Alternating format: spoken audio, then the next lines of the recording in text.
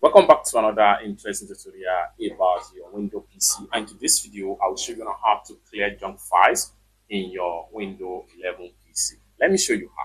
Very first thing you want to do is to come down below right here where you have your startup menu. Right click on it, and this is going to pump up. Next thing you want to do is to go ahead and click on run. And this dialog box here is going to pump up. What you want to do right there is to come to this column and make sure you type in 10, then hit OK. Next thing you want to do is to go ahead and click on continue, give permission. Then you have access to all junk files on your Windows PC, just like what you see right here. Now, for you to delete all these junk files, go ahead and press Ctrl A.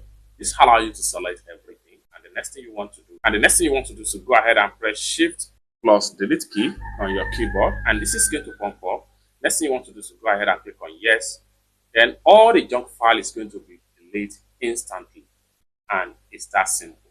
For more tutorial tips and tricks on how best to use your Windows PC, consider to subscribe. Thank you so much for watching, and I hope to see you in my next video.